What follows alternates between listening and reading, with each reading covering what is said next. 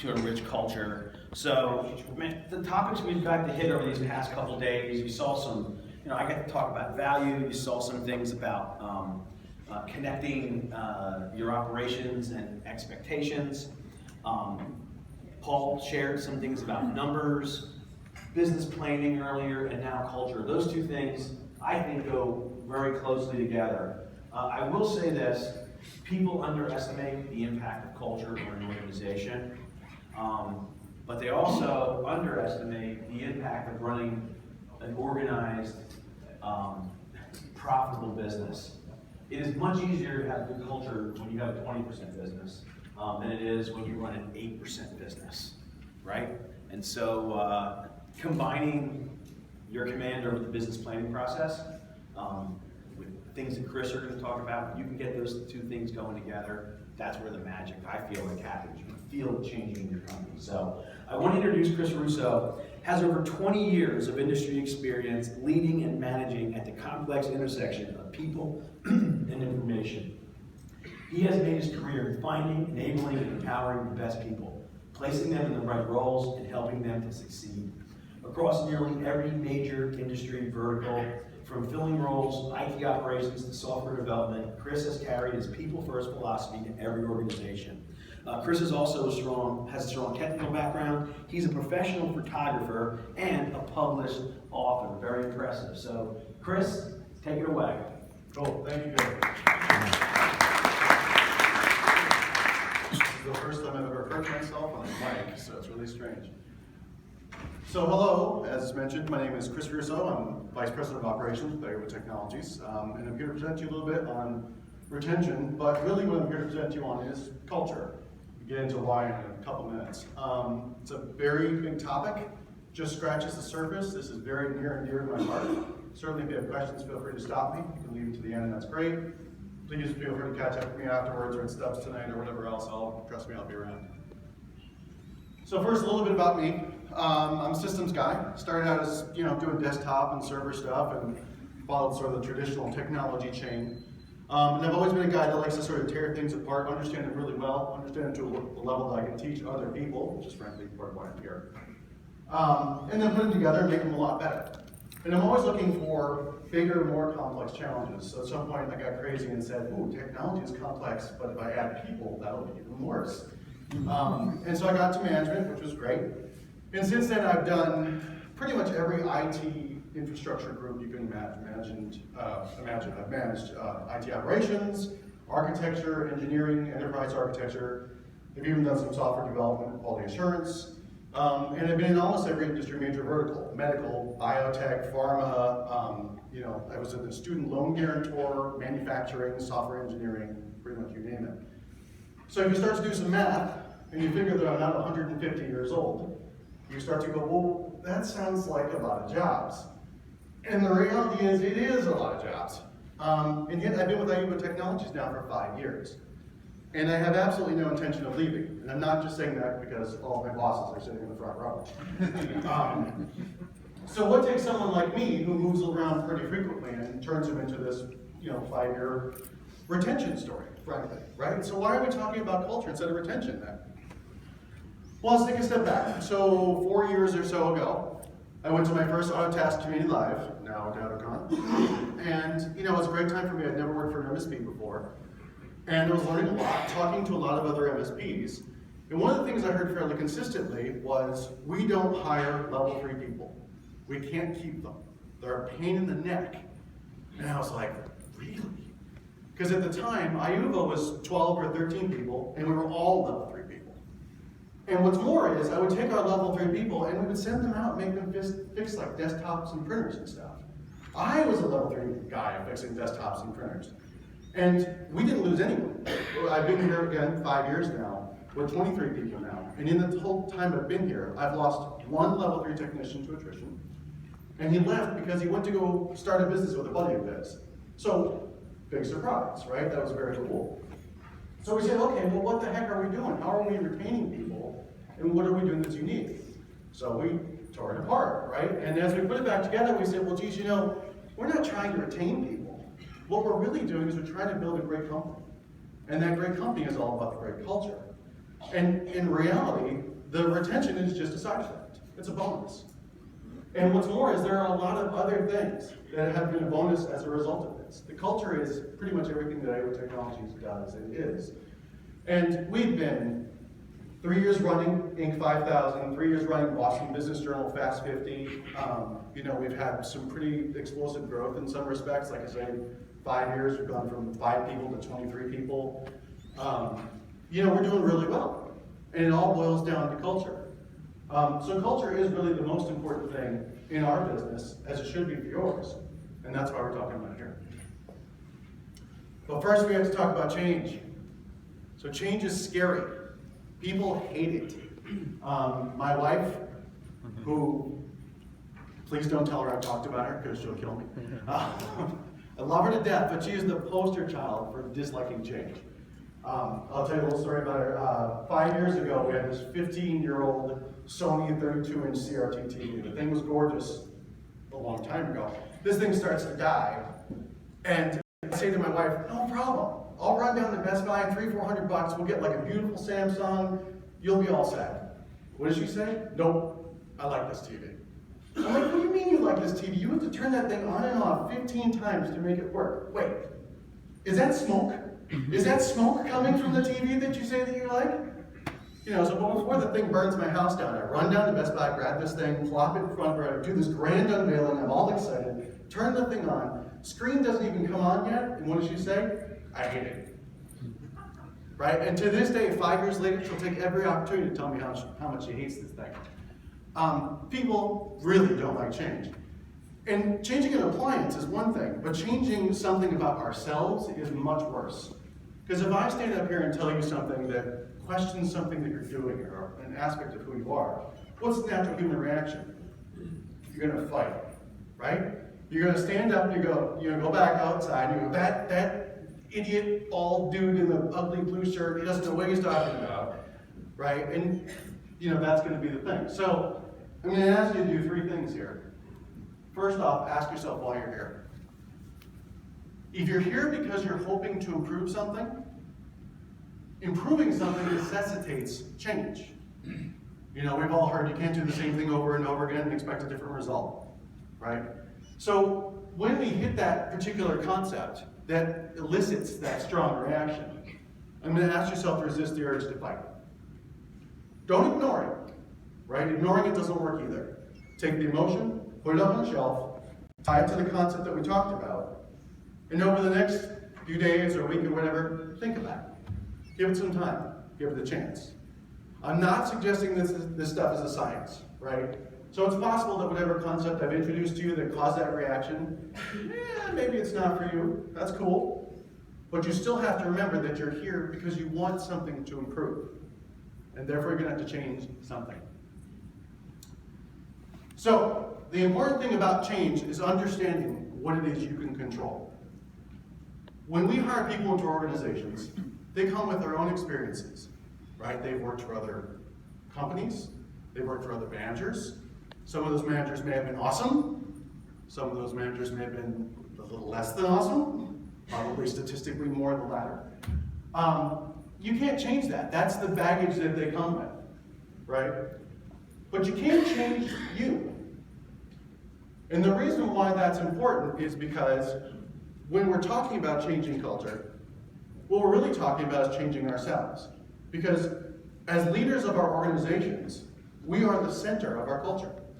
If you are customer service oriented, odds are the folks around you that have been successful are also customer service oriented, right? So this whole presentation is actually not about them.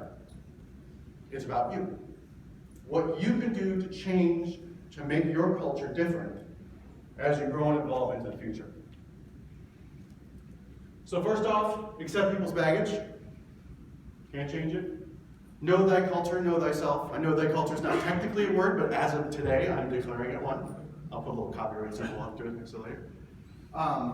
And focus the change on you. Whatever you're going to want to be, whatever you want your culture to be, you're going to focus those changes on you first. So I'm very proud of this slide because it looks like an Apple marketing ad. And you may be surprised to find out that an Apple marketing job is one of the few jobs I haven't actually had. So, trust is a very difficult and challenging topic for a lot of people. The most important thing to understand is, again, we're talking about changing. We're going to start behaving differently, right? So, whatever the behavior is, let's say you've been very sales-oriented for years, and now we're going to become customer service-oriented. Well, all the people that work for you used to, and maybe even bonusing them on that or whatever else. So if you're out here doing something different, and they don't trust you, what are they going to do? They're going to stand over here and look at you and go, I don't really know what he's up to, but I ain't changing, right? No one will follow a leader they can't trust. It's as simple as that. And what's worse is trust is sinister, because you can be a completely trustworthy person for years on end and do all the right stuff, and you make one mistake, they're going to dig into that baggage, right? And they're going to jump up and they're going to point at you and go, see, I knew it. I knew that guy was going to screw me eventually, right? And now you're not only going back to square one, you're going back to square negative 100. Because not only did you violate their trust, but you duped them for years, and then they caught you. So you're done. But now trust is kind of vague. Okay, how do I get people to trust me? Right? Well, rule one, don't lie, cheat, or steal. Right? I'm hoping I don't have to put up a bullet for that one. But first, communicate excessively. Right? It's really, really hard to trust someone that you don't know. Right? Talk to people. Tell them all kinds of stuff. Tell them about you, tell them about your dog, tell them about where you're coming from on this particular customer issue and why it bugged you. Just really get into it. Share what's going on in your mind with them. And understand too that communication, we always say it's not a one-way street. I don't even say it's a two-way street. I say it's a web. Everyone should be talking to everyone, sharing lots and lots of things about them.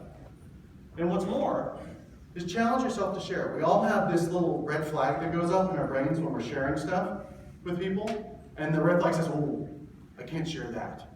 Okay? And there certainly are things you don't want to share. No one needs to know the color of your underwear, right? But short of the color of your underwear, when that flag pops up, ask yourself, can I share this? Because maybe you can, and try to. And then this is the huge one. This is the one where you can actually get the most traction out of anything, and this is probably the most active, is to treat failures as opportunities. Now, there's the obvious part of this, right? Which is, okay, we're trying to change and we're trying to get people to do different things.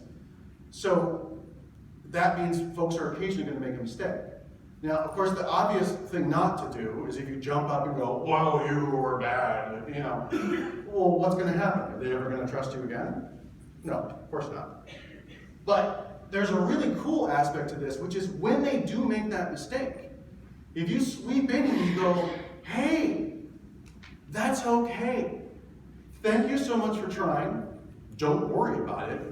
We'll lock arms and we'll go figure this out together. We'll do it better next time. Right? It's an opportunity to learn. And then you've proven to them that you're going to have their back. And that is a massive accelerator. Take every opportunity.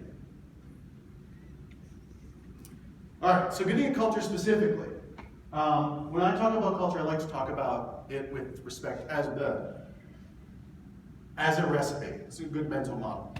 So with the recipe, we have, a list of ingredients in very specific amounts, and we're going to mix them together, and hopefully we're going to have like very tasty cake, right? Now, if you make a mistake, such as my daughter did some years ago, and she put a half a cup of salt instead of a half a teaspoon of salt, let me tell you from experience, too much salt makes kind of a nasty cake. Now, when we're talking about these ingredients from a culture perspective, what we're really talking about is the characteristics of the people that make up our organization, right? And understanding and isolating those characteristics that work really well and trying to get more of that. And understanding and isolating the characteristics that don't work so well and mitigating that out. Now, when I say mitigating that out, I'm talking about two different things. First, coaching, right? We want to give everyone a chance to succeed, right? So we want to do whatever we can to make people successful, give them an opportunity to succeed in the culture that we're trying to grow. But second, when that doesn't work, we have to manage those people out. Now that's harsh, I hate it, it is hands down the worst part of my job. But I will tell you, in all the years and all the people that I've managed, the number of times I've seen anyone fix a cultural misfit issue with a single individual, 0. Not 1. Okay? And why is that? Well, we go back to the earlier conversation, right? Culture is not what we know. Culture is who we are.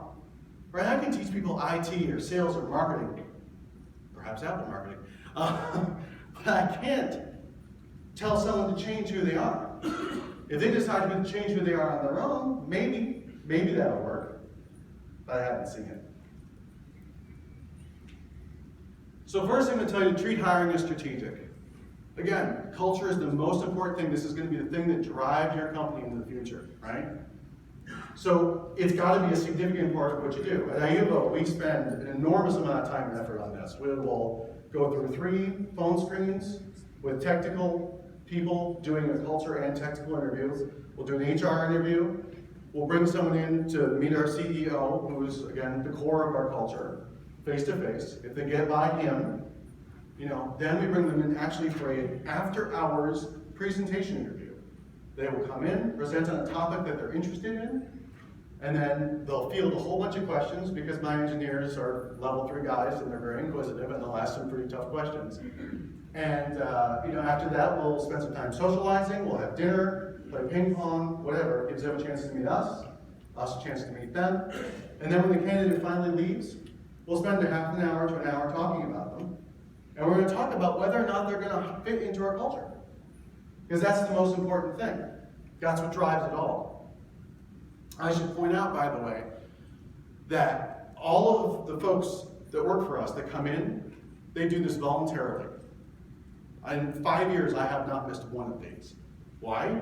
Because I want to make darn sure that everyone coming in fits my culture. It's really important to me. Right? And we have like 15 to 18 people doing this sometimes. So, it's pretty cool. And then, hiring, like a lot of this stuff, is not exact science. Right? So if someone gets in and maybe not the best fit, you're going to manage those people out. Now, I'm going to stress this again. Culture is the most important thing.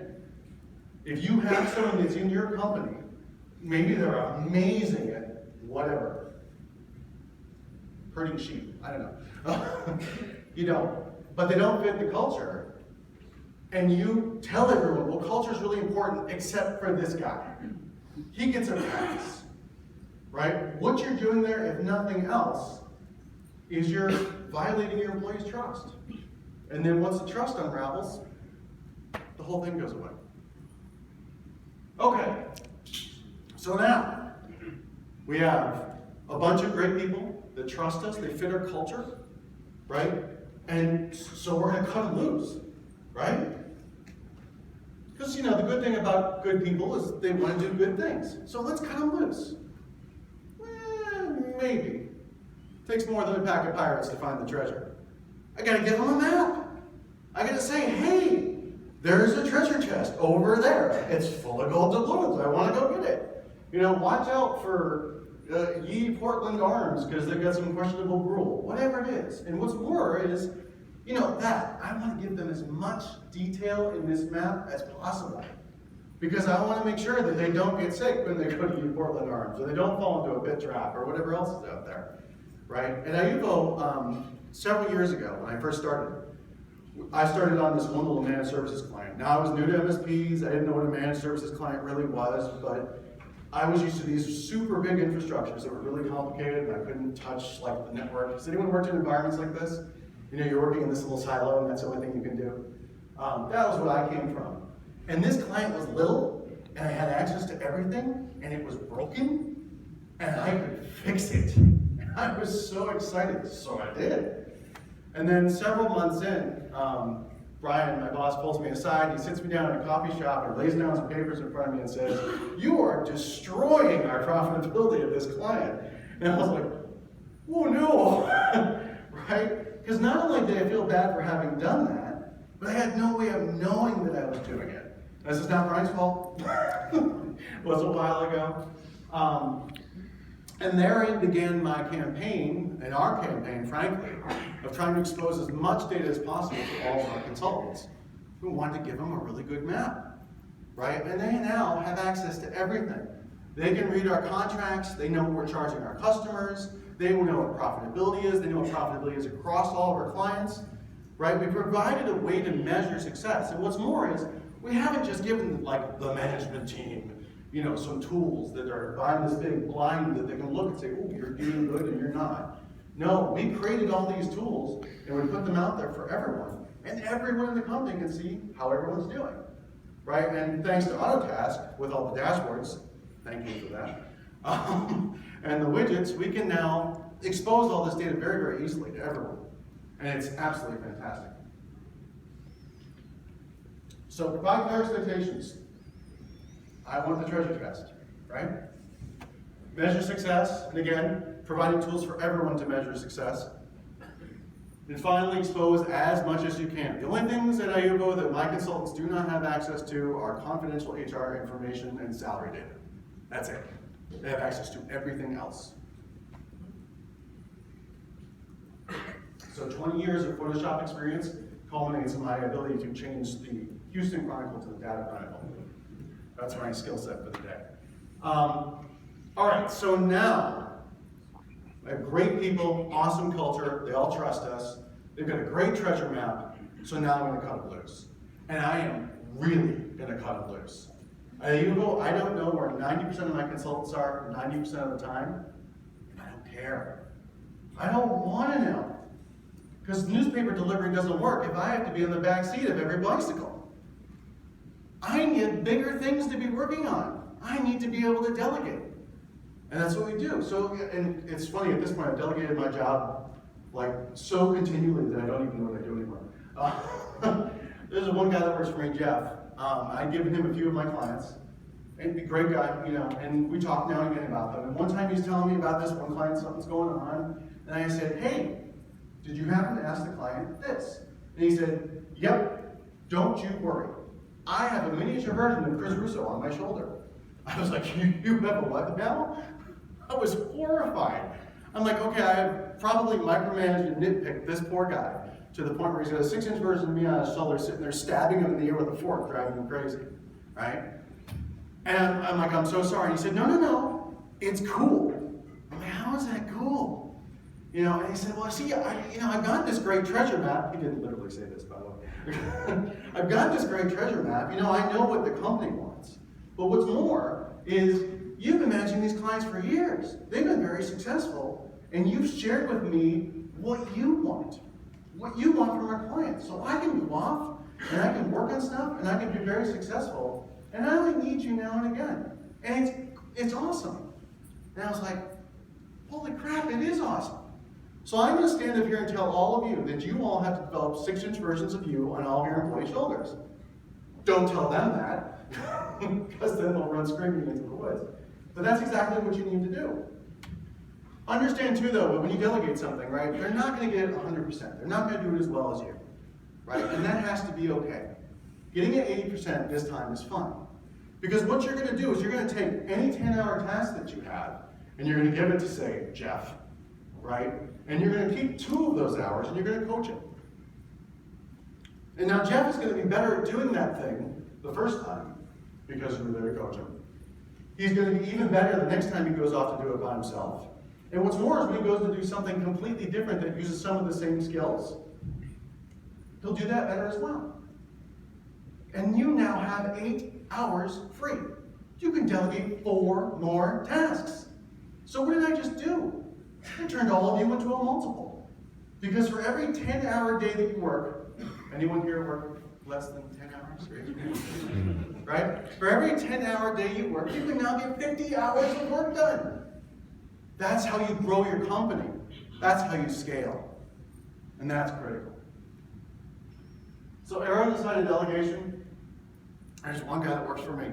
He loves approving and posting in Autotask. Patrick, close your ears. I think he's crazy. I hate it. And I'm not very good at it either. But I'm like, all right, well, if you want to do it, cool. And he loves it. So, all right, whatever. Focus on results over attendance. I can't stress this enough. If you can get to a point where you don't need to know where your consultants are, your business is going to fly, right? And you're going to have some very happy people working from Starbucks or wherever they want to work. And accept 80% this time. Next time be better, right? So, I love Superman for a bunch of reasons that have nothing to do with this topic, one of which is he's a fascinating subject from a writing perspective. So if you ever want to talk to me about that, I'll cheer you up on that one too.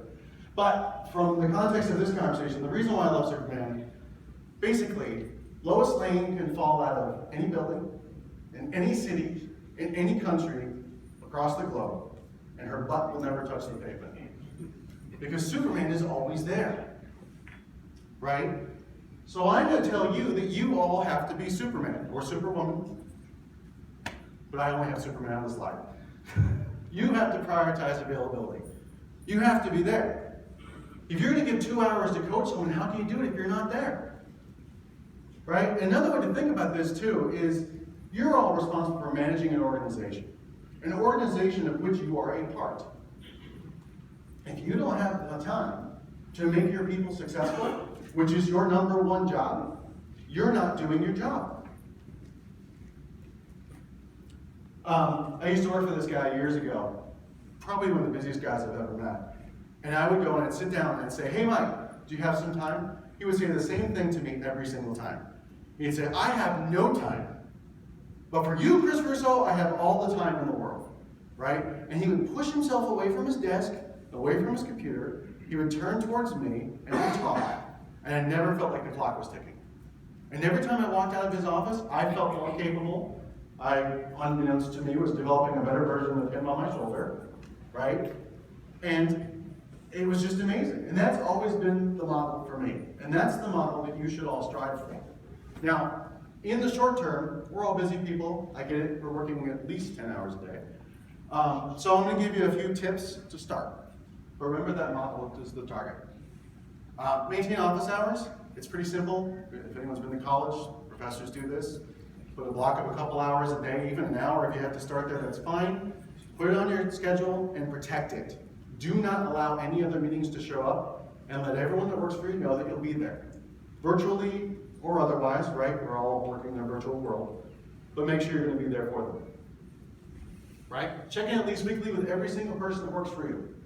15 minutes, even just to say hi if that's all it takes. But make sure you do it. If you don't have time to check in with every single person at least 15 minutes once a week, you need to delegate some management responsibility so that you do. And then maintain a running agenda. This is a little trick that I use. Some people I see all the time and we're working very actively on things together, so I know what we need to talk about. Folks less so. I maintain little OneNote pages with everyone's name on it. Come up with something during the week, put it on their page. It's a nice reminder for me, right? Just some tricks. So everyone likes pun. So at this point, our business is doing really well, right? So we have some great people. They've got great treasure map. They're going out. They're doing all this awesome stuff. They're bringing back treasure chests like crazy, right? They trust us. I mean, we're cruising. The business is growing. We're developing a pretty big pie, right? So it's time to share a piece of that pie with the people that work for us. After all, the business is successful because of the people. So we should share our success with those people. Ayuba does something fairly unique in this. We take actually 50% of our profits every quarter and divide it amongst the employees as profit sharing. Now, I'm not suggesting you all have to run back to your businesses and do that. That's obviously a pretty big thing. There are some extra benefits to something like that that we'll get back to. But it can be smaller, right? There's nothing wrong with, hey, we sold $1 million client. I'm taking everyone out for 5-star dinner, right? We completed that project on time. How awesome. Let's have a barbecue. Right? Even smaller, going up to someone that came in on the weekend and did some critical work. Thank you so much for doing that critical work this weekend. It really meant a lot to the business.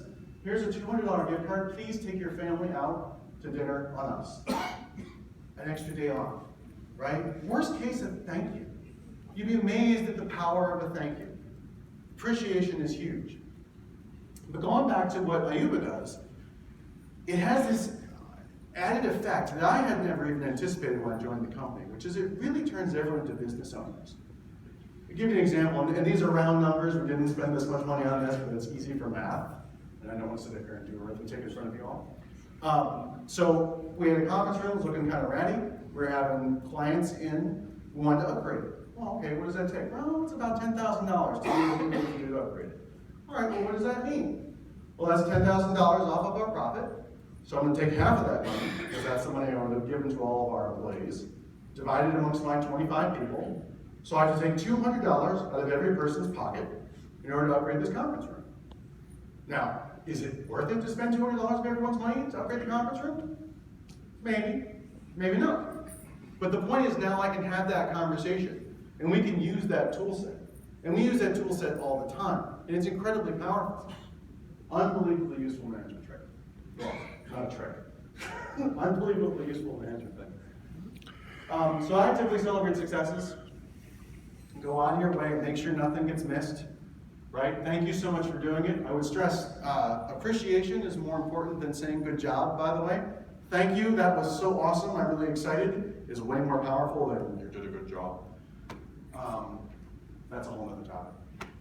Weight it for significance. Don't be the company that your sales guy makes I can't imagine doing this, but your sales guy makes $1 million sale and you give him a $10 Dunkin' Donuts gift card. I have seen that, by the way, not at $1 million, but I have actually seen it.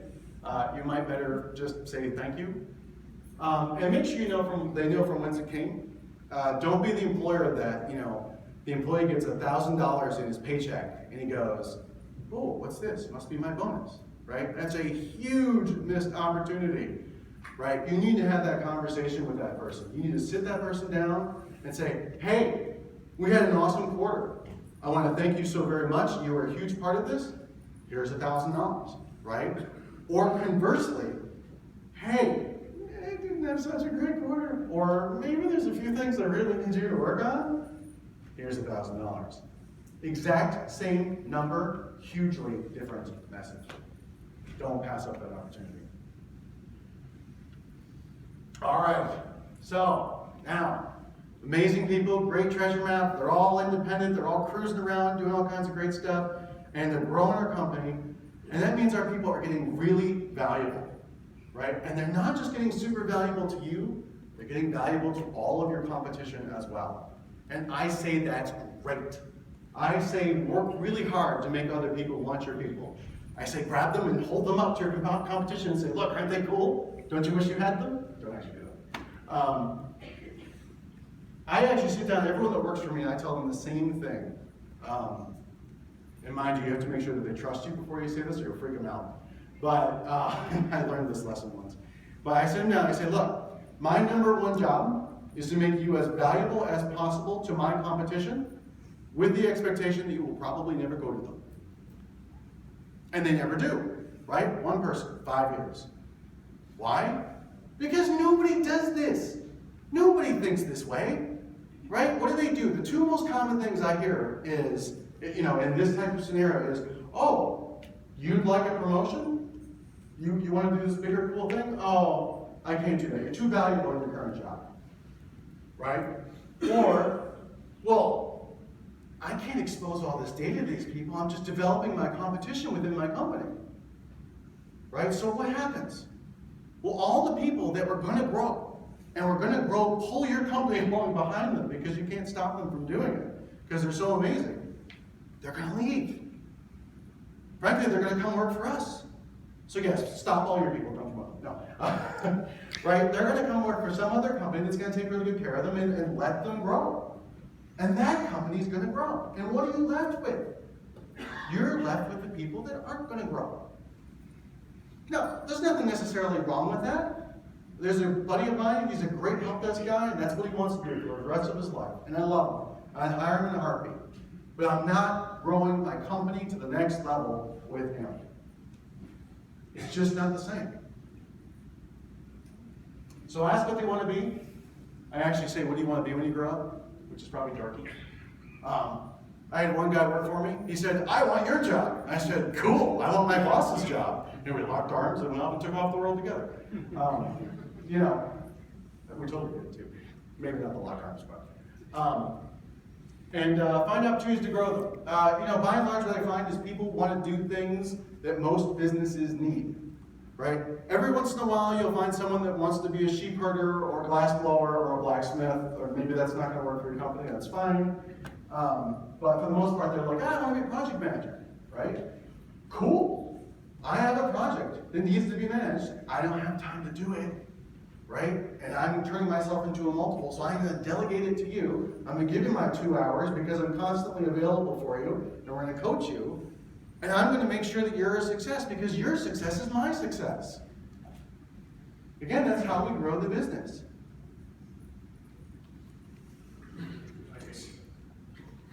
What was that? I dated her.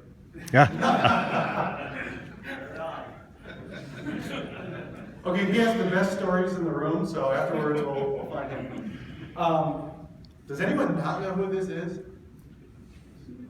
Cyndi Lauper? Okay. And her first album was She's So Unusual. At least I think it was. I keep meaning to check that. So the unfair thing about this whole presentation is I couldn't possibly boil the entire thing down to this one slide. Although then you'd all be sitting here staring at me for a long time wondering why I'm even presenting. And what that really boils down to is, as it turns out, she's not that unusual. Your people are all people. But you are also a people. Right? So if there's something that you like, odds are fairly good that your people are going to like it too. If there's something that you don't like, odds are pretty good they're not going to like it either. Right? And these are real examples, by the way. Do you want to work in a company where you put in a 60-hour week and you're checking out at 2 o'clock on a Friday to pick up your kids from school and your boss looks at his watch as you're walking by? No, no one wants that. Do you want to work at a company where it's the middle of July, it's like 90 gazillion degrees? Well, maybe in Texas it's 112 gazillion degrees. And the air conditioning dies and the CEO runs out and buys a giant crate of ice cream and walks around the building handing out ice cream and telling everyone to go home? Hell yes! I want to work there, right? That's awesome. So, in summary, if you find yourself kind of lost at sea and wondering what to do, wondering how your folks are going to act, ask yourself, what would Cyndi do? I keep thinking I'm going to make a bumper sticker. What would Cyndi do? And that will probably give you a very good guide. Any questions? Really? So you talked a little bit about your interview process and how involved that is. Yep. Unemployment is very low. Yes. Good people are working.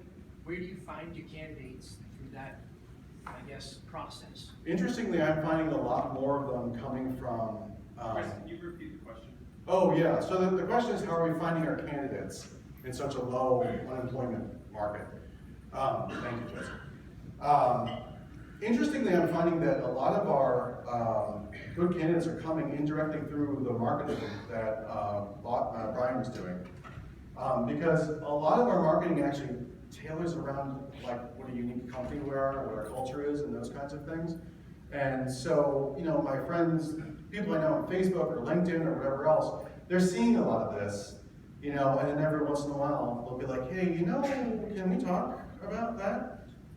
That works very well. We do also actually have a fair amount of success working through Indeed, but we also make sure to make our job descriptions fairly unique. Right? We try not to make them this, giant bullet list of all this stuff that everyone has to know that no one's going to know. We talk more about, do you want to work in a company that doesn't suck? And I know that's sort of a harsh way to put it, but frankly, paraphrased, that's what our job descriptions are. And it's been very powerful. We've done actually surprisingly well with it. And you're looking, first, you said at one time you hired all level 3. We still do. You still hiring all level 3? Yeah, I got all level 3 folks. Yeah, and I would add to that, right now, if you have to hire 2, 3, 4 technical people in a year to grow or more, and you're not working on it every week, and you don't have a pipeline, it's almost like sales. Like, okay, I need a sale, and I have no prospects. Guess what? You're not gonna have a sale for a while.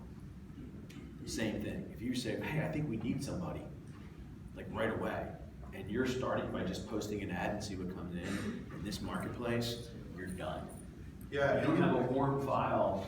We just hired someone in one of my companies that we had met with a year ago, they weren't the right fit for that job. They were awesome, and then the right BCIO job opened up, and they have kept in touch, you know, with our owner, the owner of that business. Right. Had lunch a couple times, stayed, and then when the time came, we didn't have to post an ad, and the guy's like, you know what, timing is good. Yeah, we have several candidates that took us over a year because we knew them and talked to them over time and whatever else. Can I just be up 1 minute? Yeah. I picked out, awesome job, by the way, right? Great job.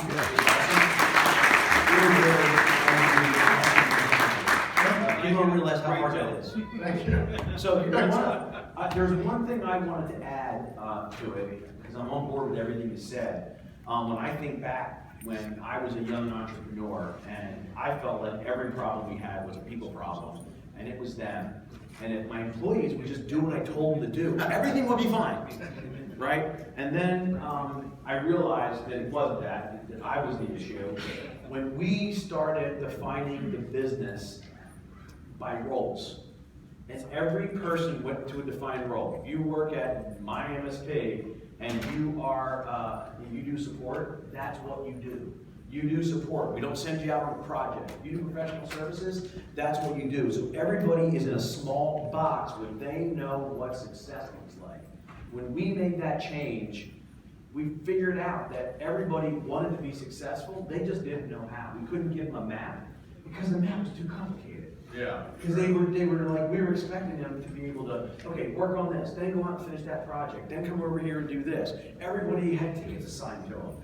It was a disaster. And so that one change, so much changed our culture. Oh, that's great. Awesome. Hey, so there's a 10-minute break, and then get back in here, bring a friend. We're going to talk about pitfalls to MSP security. But before that, let's have one more big round of applause for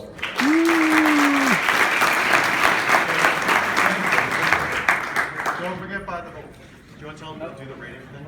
Oh yeah, you turn me up.